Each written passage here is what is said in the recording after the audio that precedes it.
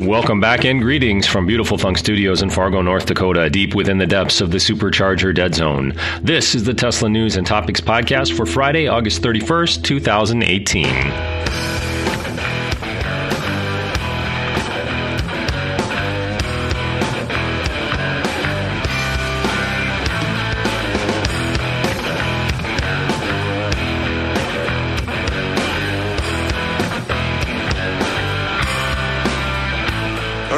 I think we've got quite a lot of good news to talk about, and look forward to sharing that with you. All right, welcome back again. My name is Jeff. We got a lot of news to cover, including karaoke mode, Elon addressing the pedo thing again, Jay Leno's drive in a Roadster with Franz von Holzenhausen. I think I said that close to correct. The Tesla Semi is driving around the country, and also a lawsuit by Tesla against the government of Ontario. So let's start off right away. First off is karaoke mode, which was basically announced by Elon on Twitter in response to someone else, which it sounds like what it's going to be. It's just like karaoke that you would do in a bar. There'll be music playing, then the lyrics will be kind of scrolling across on the screen so that while you're sitting there, presumably letting your car supercharge or doing something else, that you'll be able to have a karaoke party in your car. Now, I don't know. I don't do karaoke. To me, it doesn't really seem like it's that much fun, but it's pretty popular. So I imagine there's a lot of you out there that think would be kind of a fun thing. I probably wouldn't really do very much. Maybe my kids would enjoy it. I'm not really sure. But it sounds like a pretty neat idea. And obviously this would only be when the car is not driving. And I assume that eventually, though, at some point when there's full autonomy in the car, this could be a cool feature while you're driving to sort of help pass the time on a long road trip. Next item is this is an article from TechCrunch. The title is "A Diver Attacked by Elon Musk as Pedo Guy is Prepping a Libel Suit." And this follows very shortly after Elon was tweeting again. And it's a good example of bad Elon Musk on Twitter. If we were going to do an Elon Musk, Twitter meter, this would peg the needle to the left, I think. Left being the bad side, right being the good side, presumably. But anyway, someone tweeted at him, a guy named Drew Olanoff said, one other thing, Elon, your dedication to facts and truth would have been wonderful if applied to that time when you called someone a pedo. And Elon Musk, for reasons that are unfathomable to me, decided to respond to this and said, "You don't think it's strange he hasn't sued me? He was offered free legal services, and you call yourself Yoda." The guy who tweeted at him, that's his Twitter handle is Yoda. I saw this and I just could not believe that Elon would readdress this topic. I'm not even really sure how to phrase my initial reaction to this, when I was just shocked that he would do this, that he would address it at all again. Like his apology was fine when he came out and did it. And I thought that had well enough put that thing to bed. You could make a reasonable case that he was tired and he wasn't, his normal self, and he just kind of made a bad decision and he messed up. People do that. But then to come back to this again, it makes me really wonder. Certainly, you'd have to think that the apology, based on this response, was not sincere, that he didn't. He doesn't really feel bad about it. In fact, he sort of doubled down on it, stating that, the fact that the guy hasn't sued him means that he is a pedophile, which if you're the guy on the other side, this almost leaves you no choice but to sue him. I mean, and so anyway, that's what the TechCrunch article says is happening. Now the guy's going to sue him for libel. I just can't believe this one. Again, if I was on the board of directors, which would be awesome, but if I was on the board of directors at Tesla, I think I would probably have developed, a few gray hairs instantly just from this tweet, and then probably all my blood pressure would be going. I'd probably have a little mini stroke after seeing this tweet. It's just unbelievable that he would go there again. And I did see a few tweets from some other sort of prominent Tesla people There's an analyst by the name of Ross Gerber, who I follow on Twitter, who goes on TV and on CNBC and some of those things, who's very, very much a Tesla bull. But basically, he tweeted at Elon to just shut the bleep up with the Twitter stuff and get back to work. And he's very pro Elon. He's very pro Tesla. Just absolutely unbelievable that he would go there again. Next up is Jay Leno riding the Roadster and also getting a look at the Model 3 with Franz van Holzhausen. Believe it or not, Tesla had a bigger goal than a super cool revolutionary electric sports car. They now produce the more affordable Model 3. Right now I'm on my way to Hawthorne, California to meet my friend Franz. He's the chief designer for Tesla. He's got a new line of products coming out, and he's designed a brand new Roadster. It's really a breakthrough automobile. Right now I'm driving the past so I can go take a look at the future.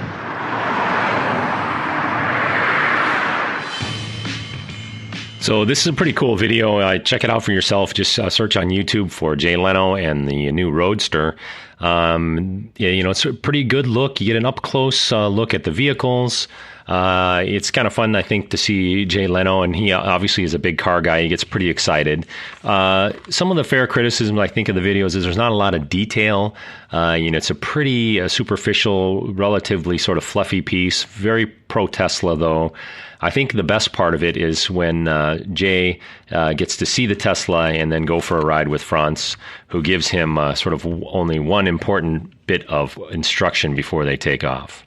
Let's go now. Let's go look at it. What do we have here? Is this what I think it is? It's the Roadster. Wow.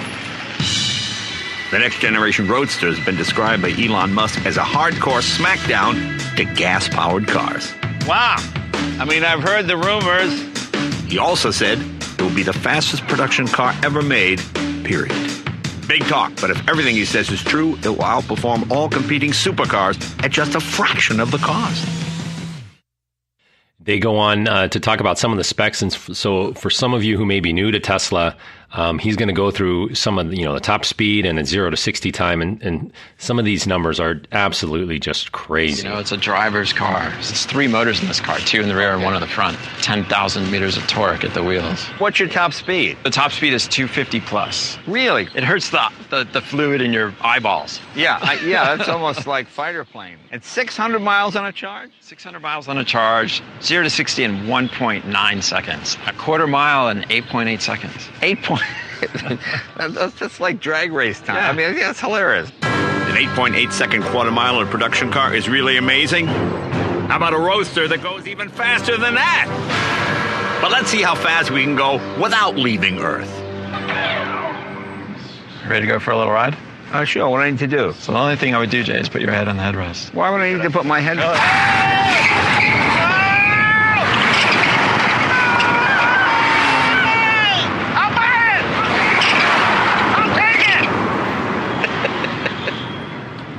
All right, that video is pretty awesome. I highly recommend you check it out for yourself. That little electric whine you hear, there's this little kind of electric motor sound right before they do the launch. And when you see the video, that's the rear spoiler automatically moving up. And so that's the little electric whir, that little whine as the spoiler pops up, which is pretty cool. But pretty fun video. And I think the audio does give you a pretty good sense of how crazy it is. And that we're talking about something like a roller coaster, probably in some ways more extreme than that, in that it's horizontal with those amount of G-forces. So pretty amazing. Have only seen one Tesla Roadster, obviously not the new version, but the original version of the Tesla Roadster I did see at a parking garage in the Minneapolis area, and it's a very small car. The one I happened to see was a bright green, and there is a picture of it on my Tesla feed or on my Twitter feed if you want to check it out. Next article is from Electrek and Fred Lambert. Title here is Tesla wins against Ontario government as the judge rules that phase out of the EV incentives is discriminatory. So let's back up here just a little bit. Basically, there was a financial incentive, which was $14,000 Canadian as a rebate. I think in Canada, my understanding is that you get your money when you buy the car as a rebate from the government, as opposed to waiting like we do here in the United States, where you have to wait until you file your taxes and then you get it on your tax returns.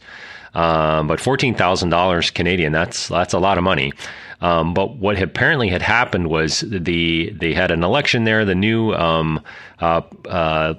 party leader, I guess this guy named Doug Ford, said they were just going to shut down the cap and trade program. And what they ended up doing was they said, okay, we'll try to be reasonable here. If you've already bought it, if it's either in transit, if it's on the lot at a dealership before July 11th, then you'll still get your incentive money.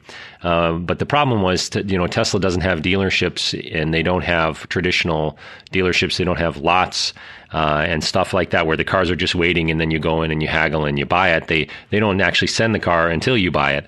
Tesla actually sued the government of Ontario on behalf of their customers and actually won. The judge felt that the decision was discriminatory and because it only picked off Tesla customers in this situation. So they have reversed that. I'm not sure what that means. If there are any listeners who are either affected by this situation or know more about it, I'd love to hear from you.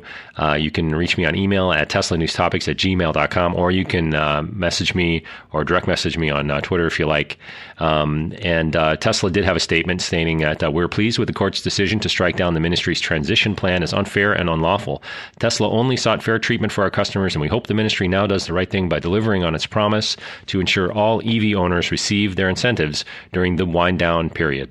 So another great story, and I think good for Tesla for doing that. Not every person that's a customer is either going to have the time, energy, money, or resources to pursue this as a lawsuit. So I think it's a good thing that they did for their customers, and looks like it's going to turn out the way it should.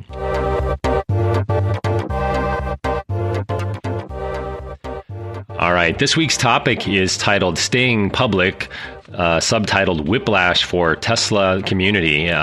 So I would like to put in a quick plug. We do have Brian's referral code. This will actually be the last last podcast of the month. It'll probably come out at the beginning of September, but we'll use it anyway. It's ts.la/Brian5980. If you use that referral code, you just click on the link, go in, and it'll give you your options, and that will allow Brian to get one of those little mini Tesla cars for his kids. Also, I would like to put out a quick shout out both to my brother Greg, who supported me on the previous episode on Patreon, and also my newest Patreon supporter, William Hughes III. So thank you very much to both of you for supporting the show. And if you feel so inclined, you can check it out. It's patreon.com/teslanewstopics.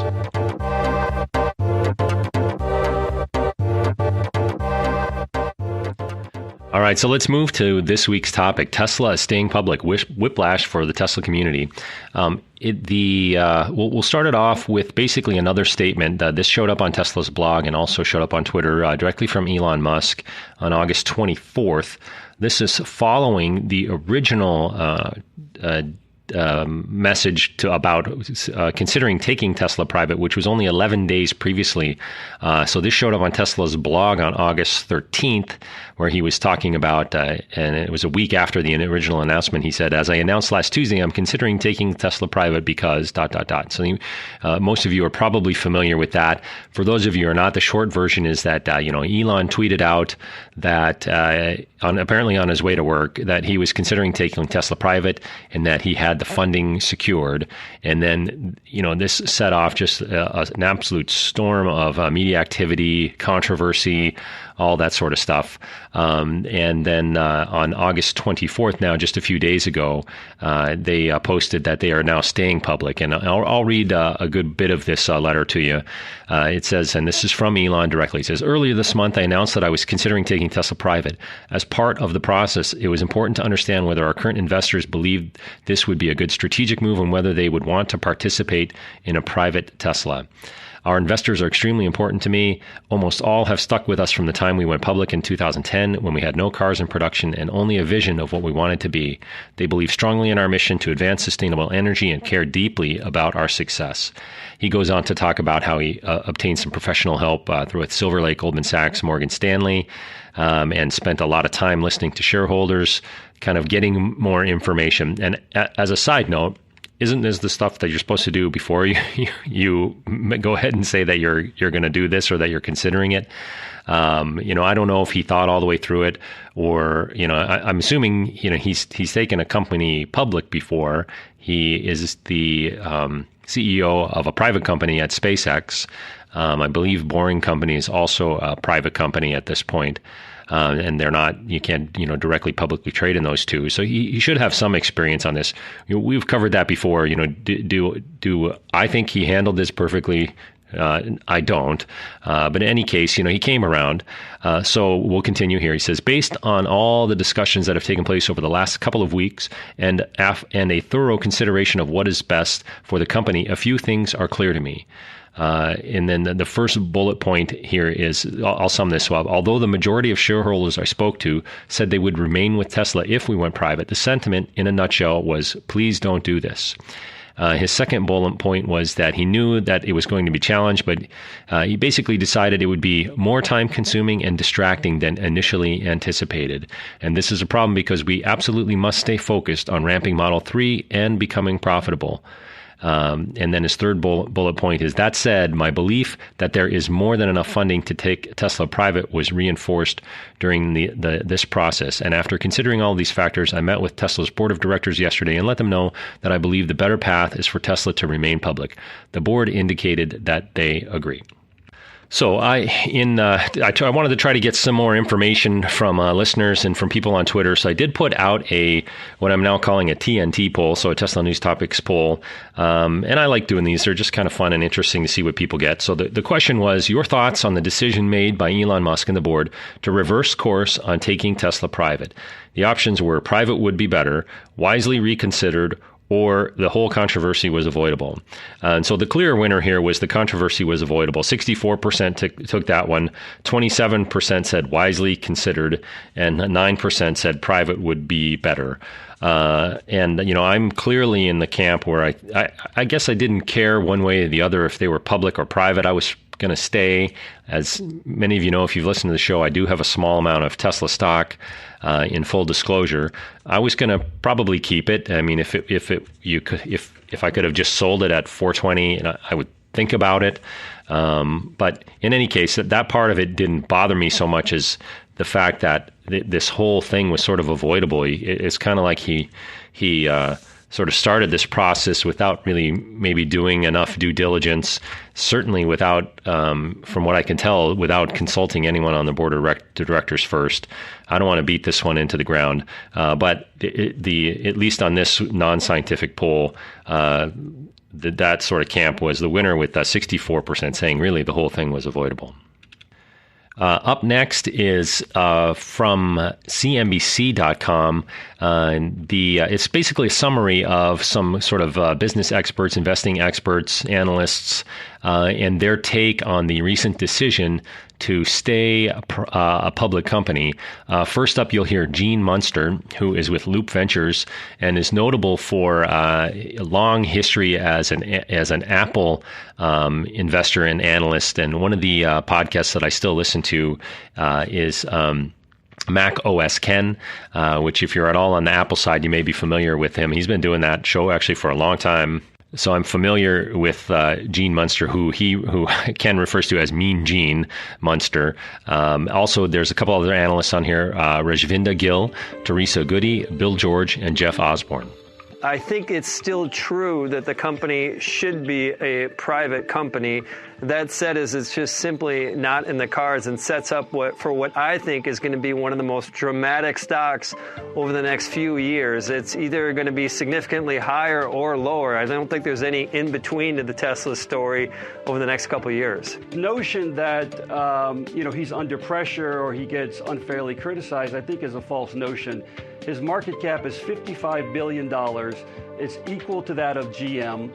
GM sells 10 million vehicles. He sells 1% of that. Well, first, I think it is good that we have some clarity now and that this whole going private is now kind of blown out of the water, and so there is clarity, and the confusion to the market has now ended.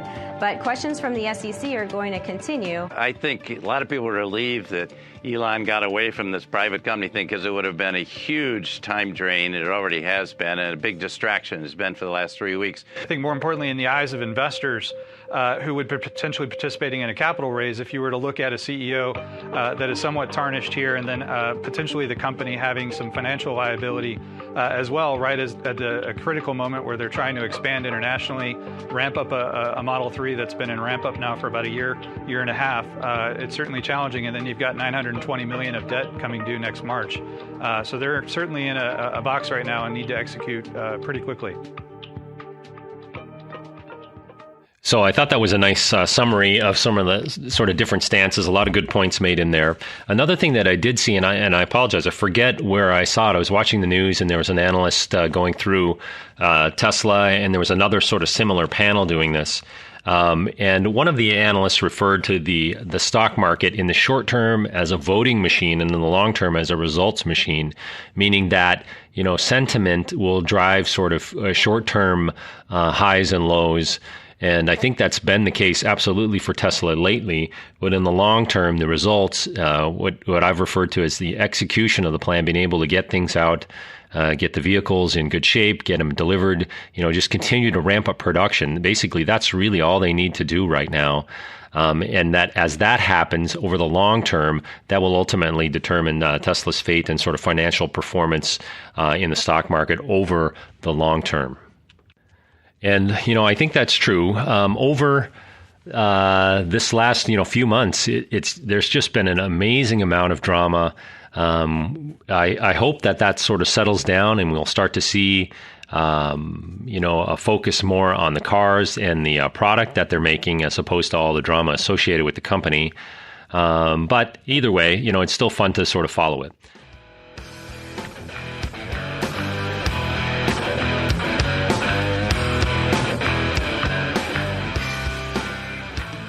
And as you can hear, that's the closing show music, but there is one more thing this week. As you know, Tesla announced the Model 3, September of 2015. Elon made his first announcement and described the car. The unveiling of the car was March 31st, 2016, and that was the first day they took deposits. And I finally would like to sort of let everyone know that I've been sort of debating what to do. I've been wanting a Tesla for a long time. Model X certainly would make sense for my family as far as seating. We have 5 kids, and that's really the only car that potentially they could fit in. Although even, the back seat in the X is a little small for the bigger kids. The little guys could fit back there for sure. But ultimately, I did decide to go with a Model 3. So just to give you sort of a timeline, again, the announcement was 2015. The unveiling was March 31st, 2016. I did not put in a deposit initially, since at the time I was really leaning more towards an X. It was just the amount of money that it costs is frankly, it's just a little bit ridiculous for me.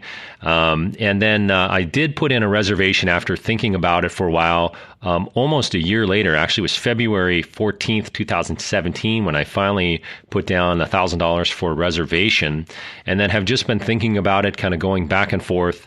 Ultimately did decide to just go with a Model 3. It's basically approximately half the cost of a Model X, depending on what version you get. Obviously, the Model X goes all the way up, I think, to like $140,000 at the high end, and I think the lowest you can get it for is upper 90s, right around 6 figures, right around 100,000, I believe.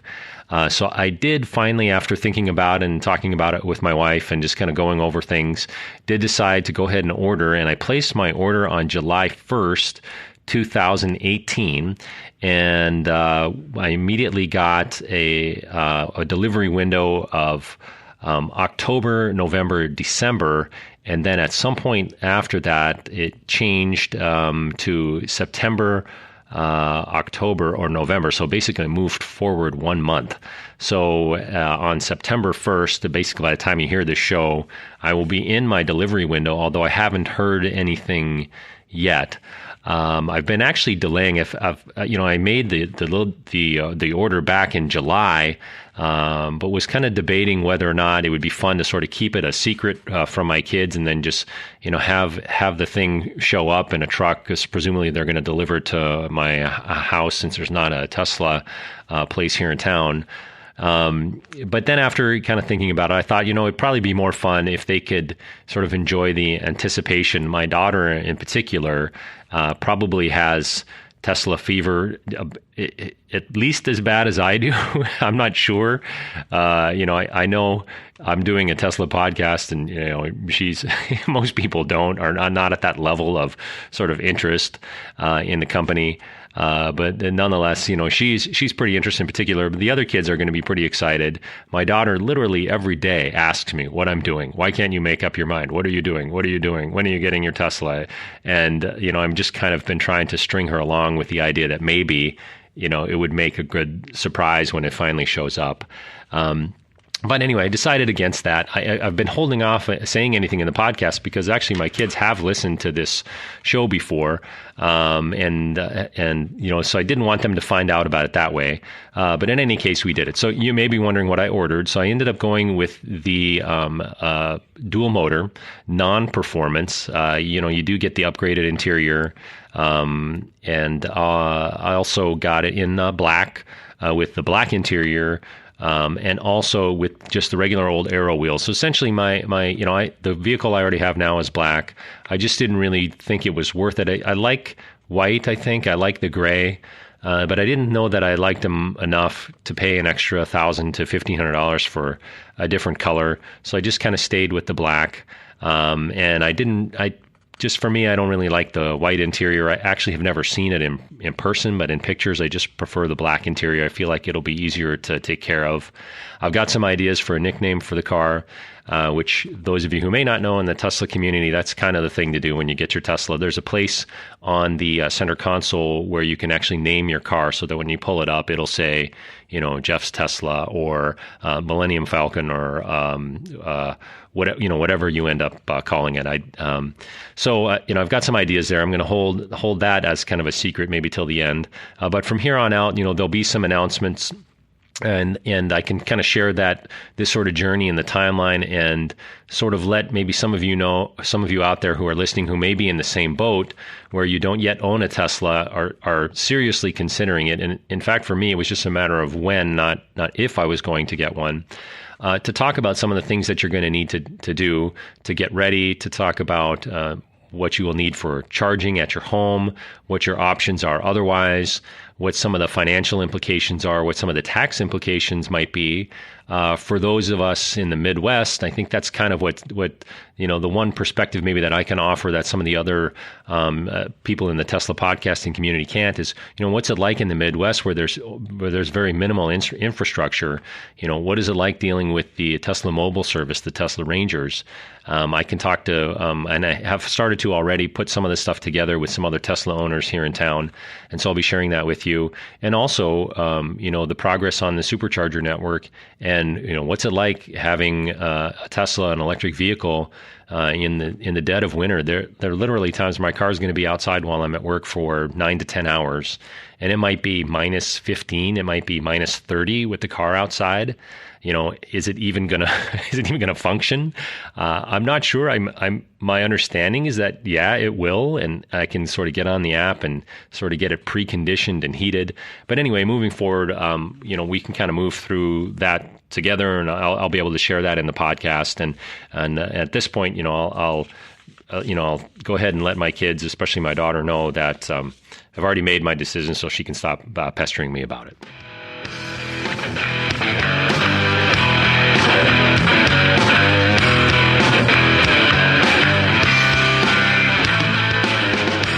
All right, and now we can actually wrap up the show. So once again, I do appreciate your listening to the show and your support.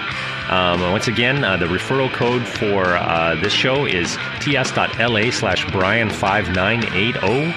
After this, I may use my own referral code since I have one. I also had a couple referral codes from Patrick and Vance that I'll try to sneak in here as well. I haven't forgot about you guys. We are on Patreon at patreon.com/TeslaNewsTopics. Remember to subscribe on iTunes and leave a positive review if you feel like it. Music for the show is provided by Melodious Thunk. You can reach me at teslanewstopics@gmail.com. I'm on Twitter at teslanewstopics. Once again, thanks for listening. Have a great week. I'll see you next time.